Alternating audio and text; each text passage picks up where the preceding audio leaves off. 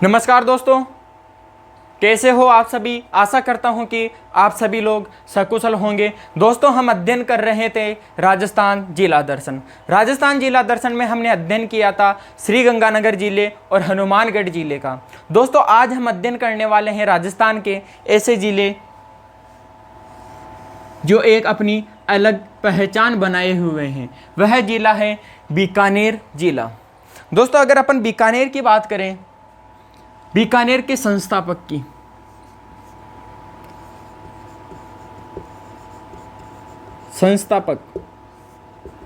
दोस्तों, बीकानेर के जो संस्थापक हैं वह राव जोधा के किसके पुत्र हैं? राव जोधा के पुत्र राव बीका हैं।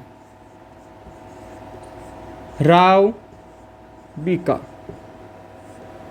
यह किसके पुत्र हैं? राव जोधा के ज्येष्ठ पुत्र, राव जोधा के ज्येष्ठ पुत्र, यानी सबसे बड़े पुत्र है ये किसके? राव जोधा के।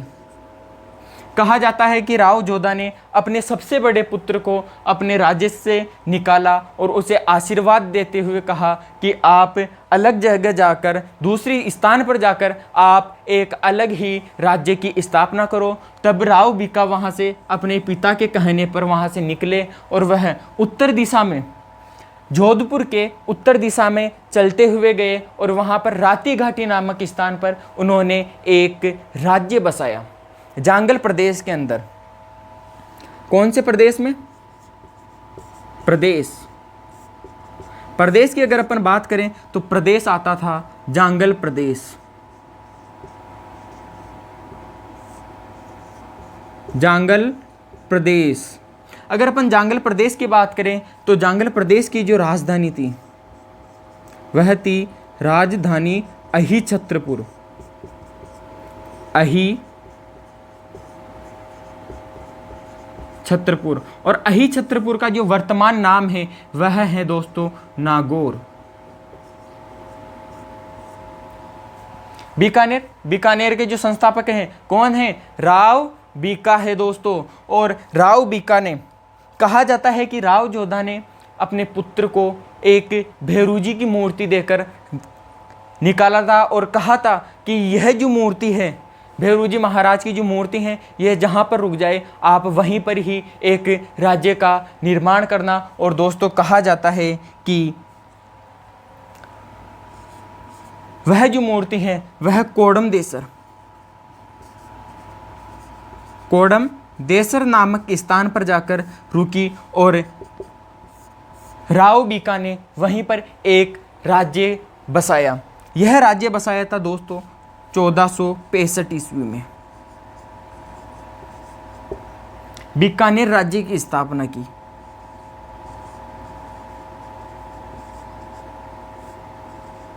बीकानेर राज्य की स्थापना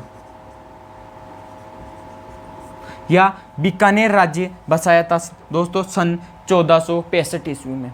फिर वहीं पर यह जो कोडम देसर हैं, यह कोडम देसर बीकानेर राज्य की प्रथम राजधानी है दोस्तों।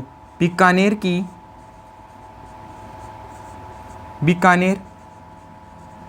राज्य की प्रथम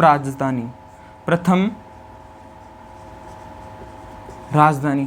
दोस्तों, यहाँ से एक प्रश्न बनता है कि बीकानेर राज्य की जो प्रथम राजधानी है वह कौन सी है? तो दोस्तों ध्यान रखना, कोडम देसर बीकानेर राज्य की प्रथम राजधानी थी। फिर अपन इसकी आगे बात करें, राव बीका ने राती घाटी नामक स्थान पर एक नगर बसाया। फिर अपन बात कर रहे हैं राती घाटी। दोस्तों, यह जो राती घाटी है यह किसका प्राचीन नाम है? तो यह बीकानेर का प्राचीन नाम है। किसका? बीकानेर का प्राचीन नाम। बीकानेर का प्राचीन नाम। दोस्तों, राव बीका ने राती घाटी नामक स्थान पर एक नगर की स्थापना की और उस नगर का नाम था बीकानेर। बीकानेर नगर की स्थापना की। कहाँ पर? राती घाटी नामक स्थान पर बीकानेर नगर बसाया। और यह जो नगर बसाया था दोस्तों, ध्यान रखना, 1488 में बसाया था, 1488 ईस्वी में, सन 1488 ईस्वी में। अगर राज्य की बात करें तो 1465 में, अगर अपन बात करें नगर की तो नगर 1488 में बसाया था दोस्तों। यहाँ पर सबसे ज़्यादा कन्फ्यूजन जो होता है वह इन्हीं दोनों चीज़ों में होता है कि बीकानेर राज्य की स्थापना किसने की, वह कब की। तो बीकानेर राज्य की स्थापना राव बीकानेर 1465 में की, और बीकानेर नगर की अगर अपन बात करें तो बीकानेर जो नगर है वह 1488 में बसाया था। कौन से स्थान पर? राती घाटी नामक स्थान पर। दोस्तों आप इसकी स्क्रीनशॉट ले लो।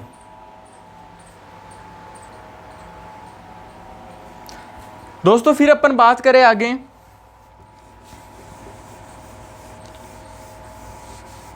बीकानेर नगर की। यही जो बीकानेर नगर है कब बसाया गया था? 1488 में। बीकानेर नगर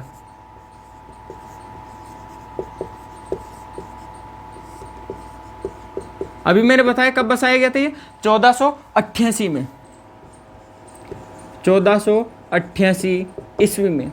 अगर अपन राज्य की बात करें तो कब था? 1465 में। जब ये बीकानेर नगर बसाया किसने? राव बीकानेर। तो उस दिन जो वार था वह था आखा तीज। आखा तीज। आखा तीज कब आती है दोस्तों? यह आती है वैशाख महीने में, वैशाख शुक्ल तृतीया।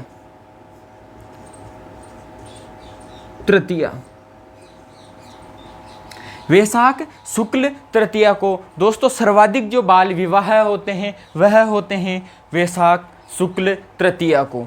फिर अपन बात करें आगे तो दोस्तों एक महत्वपूर्ण बात है कि वैशाख तृतीया यानी आखा तीज को राजस्थान के 2 नगर बसे थे। एक वह नगर, ध्यान रखना दोस्तों, उस नगर का नाम है मेड़ता। और मेड़ता कहां पर है? नागौर में। मेड़ता नगर जो है यह भी आखा तीज के दिन ही बसाया गया था। आखा तीज के दिन।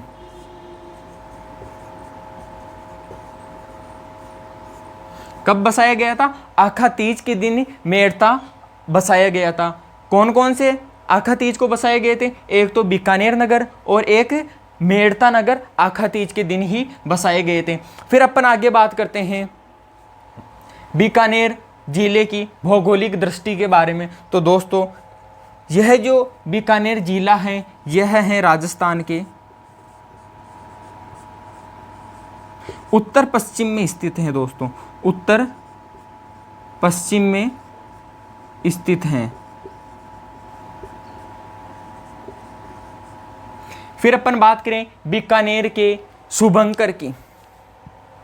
बीकानेर का शुभंकर। तो दोस्तों याद रखना इसका जो शुभंकर है बी से याद रखना, बी से बट तीतर। कौन सा है इसका शुभंकर? बट तीतर है, बट तीतर। जब दोस्तों यह एक राज्य था बीकानेर, तो यह जिला कब बना? यह बना था राजस्थान एकीकरण के समय चौथे चरण में। बीकानेर जिला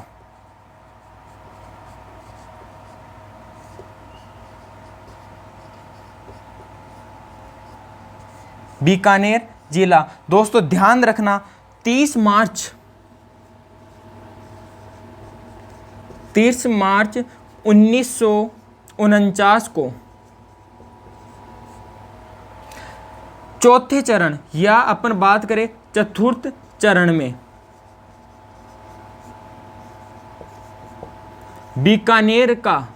बीकानेर रियासत का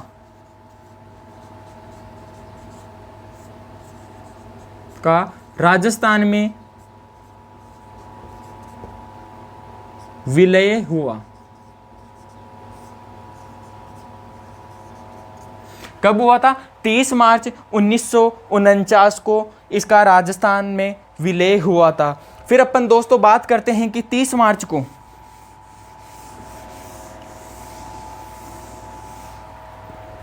राजस्थान एकीकरण की 30 मार्च को, कब? 30 मार्च 1949 को। कौन कौन सी रियासतें राजस्थान में मिलाई गई थी? तो दोस्तों ध्यान रखना, एक तो है जयपुर, जोधपुर, बीकानेर और जैसलमेर।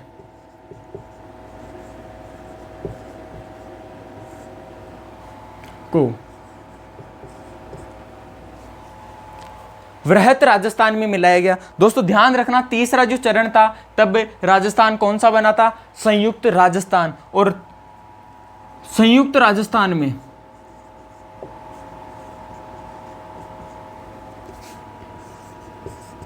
इनका विलय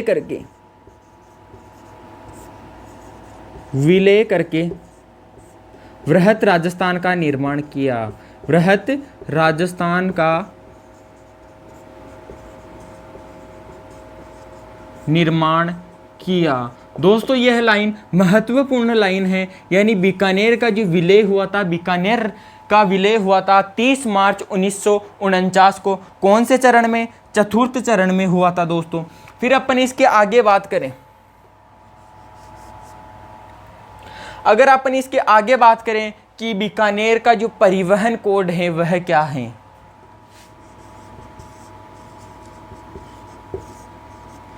बीकानेर का परिवहन कोड या परिवहन संख्या, तो दोस्तों ध्यान रखना, इसकी जो परिवहन संख्या है वह है RJ07।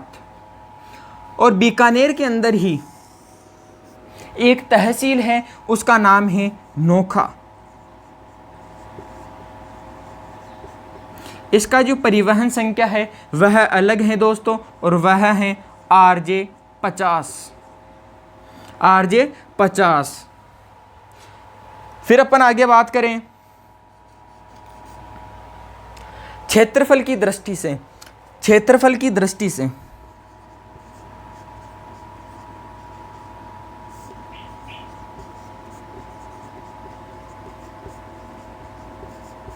राजस्थान का यह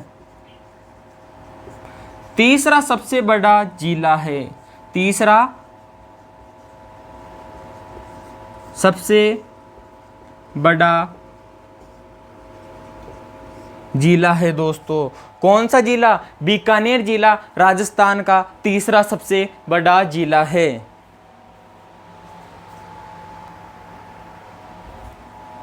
दोस्तों फिर हम आगे बात करें क्षेत्रफल की।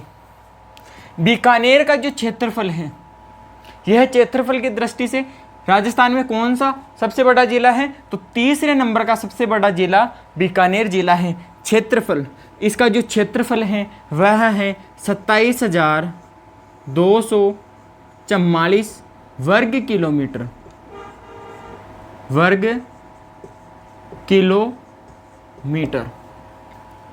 फिर अपन बात करें बीकानेर के लिंगानुपात की, तो दोस्तों इसका जो लिंगानुपात है वह है 905 प्रति 1000 पुरुषों पर।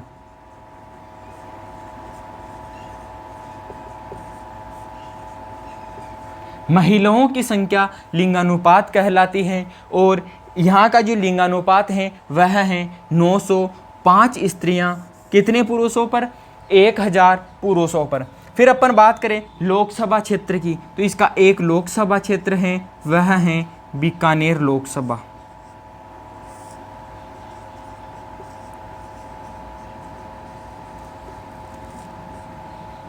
फिर अपन बात करें संभाग की, तो दोस्तों बीकानेर एक खुद संभाग है। बीकानेर संभाग, कौन सा संभाग? बीकानेर संभाग।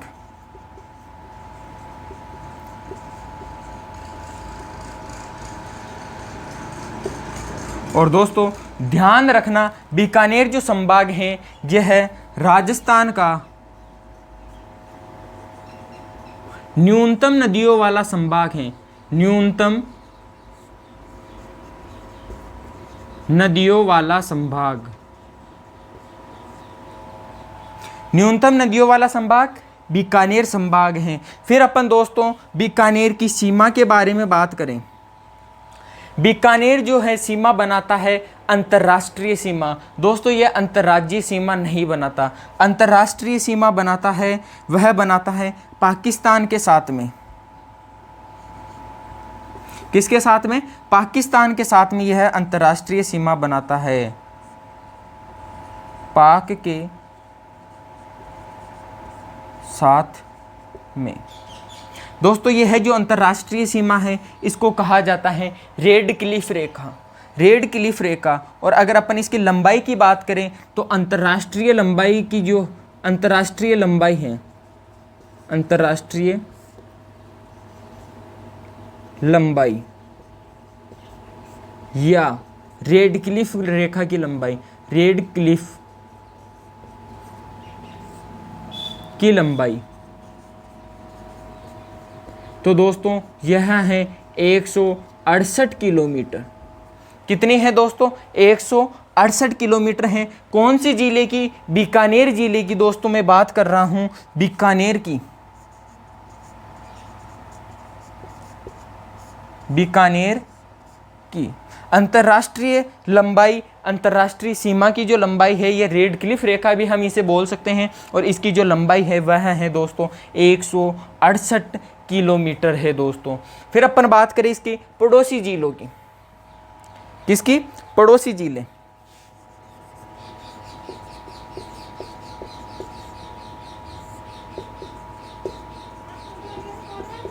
पड़ोसी जिले, अगर अपन दोस्तों इसके पड़ोसी जिलों की बात करें तो वह है श्री गंगानगर, श्री गंगानगर, हनुमानगढ़, चूरू, जोधपुर और एक है जैसलमेर। कौन कौन से हैं? श्री गंगानगर, हनुमानगढ़, चूरू, जोधपुर और जैसलमेर जिले इसके पड़ोसी जिले हैं। दोस्तों आप इसकी स्क्रीनशॉट ले लो।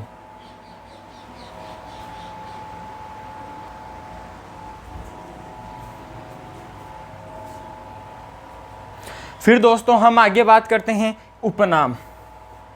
बीकानेर का जो उपनाम है दोस्तों वह है ऊन का घर, ऊन का घर। इसे ऊन का घर क्यों कहा जाता है? क्योंकि बीकानेर में राजस्थान की सबसे बड़ी ऊन मंडी है, राजस्थान की ही नहीं एशिया की सबसे बड़ी ऊन मंडी, एशिया की सबसे बड़ी ऊन मंडी कहाँ पर है दोस्तों? वह है बीकानेर में। कहाँ पर? बीकानेर में। इसी कारण इसको क्या कहा जाता है? ऊन का घर कहा जाता है। और दोस्तों आगे अपन बात करें वर्षा की कि बीकानेर में वर्षा कितनी होती है, तो दोस्तों ध्यान रखना 50 सेंटीमीटर से भी कम वर्षा होती है।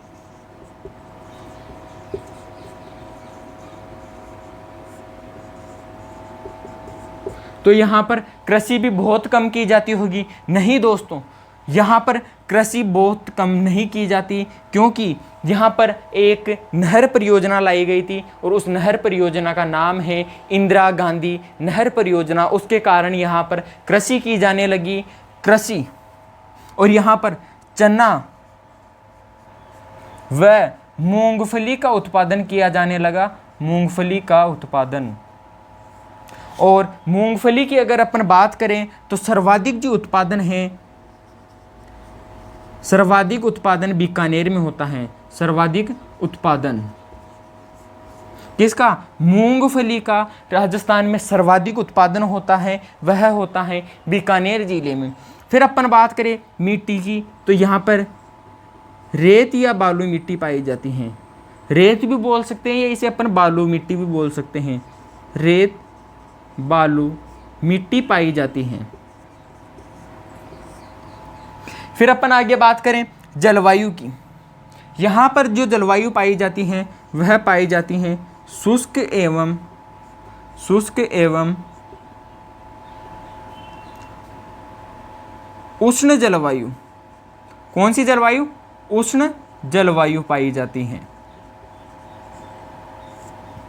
और दूसरी चीज और विशेष कर ध्यान रखना दोस्तों, यह जो बीकानेर है, अगर अपन पाकिस्तानी सीमा की बात करें, पाकिस्तान सीमा से, पाक सीमा से पर, पाक सीमा पर सर्वाधिक दूर जिला मुख्यालय, सर्वाधिक दूर जिला मुख्यालय, तो वह है दोस्तों बीकानेर जिला मुख्यालय। बीकानेर जिला मुख्यालय।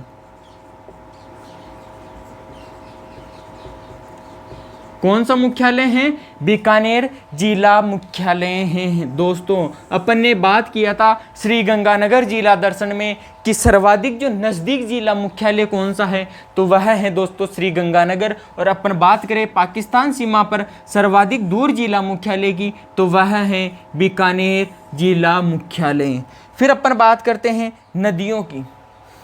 दोस्तों बीकानेर संभाग जो है वह न्यूनतम नदियों वाला संभाग है। और अपन जिले की बात करें, बीकानेर जिले की, तो यहाँ पर कोई भी नदी नहीं पाई जाती।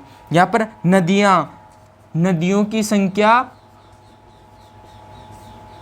0 है, यानी एक भी नदी नहीं पाई जाती, एक भी नदी नहीं है। और दोस्तों जिन जिलों में नदियां नहीं हैं वह राजस्थान के 2 जिले हैं, एक तो है अपना बीकानेर और एक है चूरू जिला।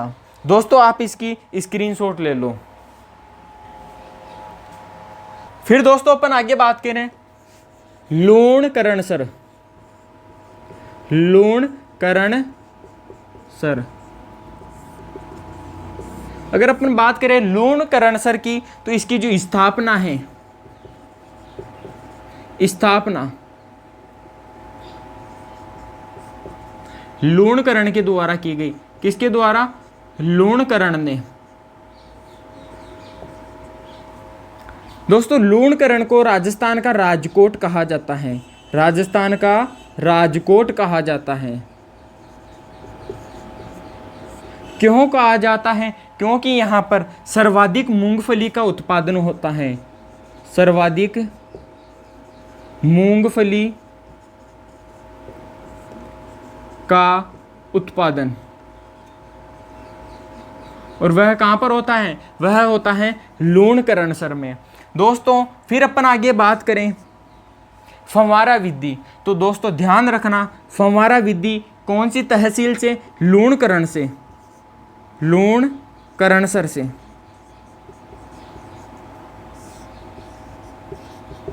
सर्वप्रथम फव्वारा विधि, फव्वारा सिंचाई विधि प्रारंभ हुई। फव्वारा सिंचाई विधि प्रारंभ हुई थी दोस्तों। दोस्तों पूछा जा सकता है कि राजस्थान में फव्वारा विधि कहाँ पर प्रारंभ हुई, तो वह हुई थी बीकानेर में लूणकरणसर तहसील के अंदर। फिर अपन बात करें आगे लिग्नाइट आधारित कोयला की सबसे बड़ी खान। लिग्नाइट आधारित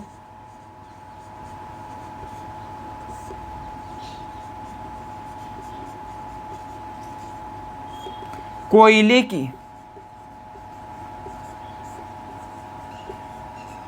राजस्थान की सबसे बड़ी खान, राजस्थान की सबसे बड़ी खान, तो वह है दोस्तों पलाना के अंदर। कहाँ पर है? पलाना के अंदर। और पलाना कहाँ पर है? बीकानेर में ही है दोस्तों।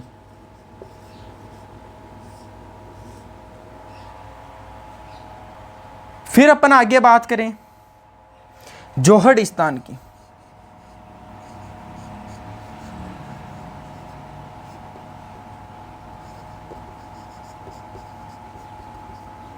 बीकानेर में ही है दोस्तों, और यहाँ पर राष्ट्रीय ऊंट अनुसंधान केंद्र है। राष्ट्रीय ऊंट अनुसंधान केंद्र।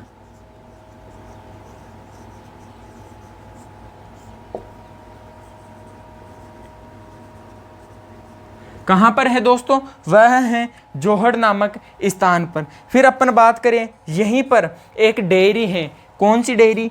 Camel milk dairy.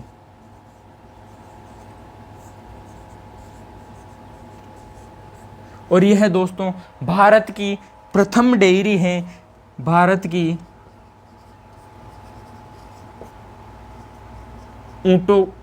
ऊंटों के दूध की प्रथम डेयरी, भारत की सर्वप्रथम डेयरी कौन सी है? वह है कैमल मिल्क डेयरी, जहां पर ऊंट के दूध यानी ऊँटनी का जो दूध होता है उससे कई प्रकार के प्रोडक्ट्स बनाए जाते हैं। धन्यवाद दोस्तों। कल से हम अध्ययन करेंगे बीकानेर जिला दर्शन में ही बीकानेर के दुर्ग, यहाँ पर कौन कौन से मेले लगते हैं, प्रसिद्ध मेले, और जितने भी मंदिर वगैरह हैं, पूजनीय स्थान हैं, उन सब का अपन अगले पार्ट में उनका अध्ययन करेंगे। धन्यवाद दोस्तों। वीडियो को ज़्यादा से ज़्यादा लाइक करें, ज़्यादा से ज़्यादा शेयर करें और चैनल को सब्सक्राइब करना ना भूलें।